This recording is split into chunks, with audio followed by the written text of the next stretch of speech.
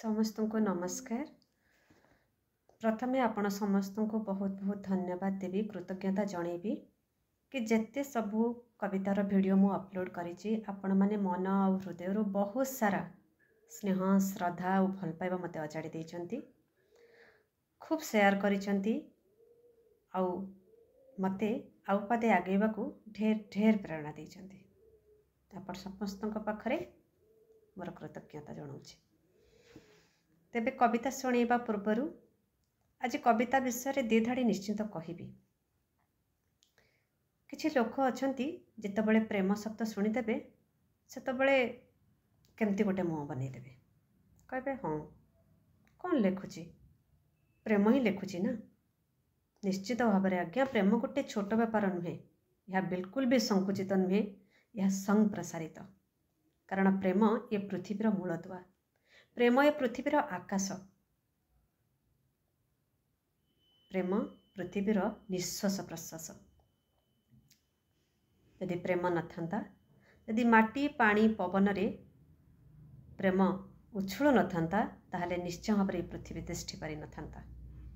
किंतु प्रेम केवल गोटे शब्द नुहे, जितेबले आपण आपणकर भल पाउथिबा जिनिस भितरे, भल पाउथिबा व्यक्ति भितरे, प्रेम करुथिबा व्यक्ति भितरे परमात्मा को न पाइले, ईश्वरीय सत्ताटे अनुभव न कले, ता केबे भी प्रेम पदवाच्य नुहे। तेणु ईश्वर ही ये पृथ्वीर सर्वश्रेष्ठ प्रेम और प्रतिटी व्यक्ति भितरे ईश्वर अछंती। आपण को खोजिबा को हेबो, आपण को ईश्वर केउ व्यक्ति भितरे अछि। तेबे आजिर कविता एथर केवल आपण मानक पाई। कविताटी शुणा पूर्व आउ थे अनुरोध करी, आपणकर मतामत मत निश्चय भाव में प्रेरणा देवे और कविता को शेयर करेंगे।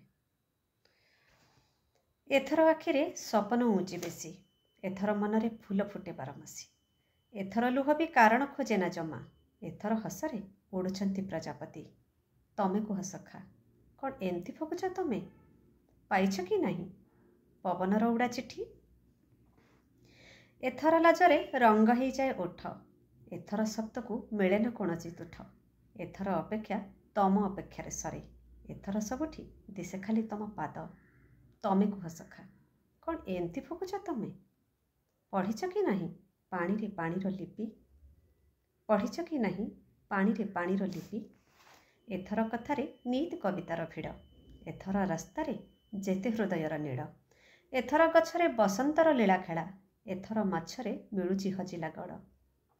तमे कुह सखा कौन एमती फुकुच, तमे जानिछ कि नहीं मु तुम हाथ गढ़ा मूर्ति, जानिछ कि नहीं मु तुम हाथ गढ़ा मूर्ति, मु तम हाथ गढ़ा मूर्ति। आउ थे शेयर करने को बहुत बहुत अनुरोध रहा।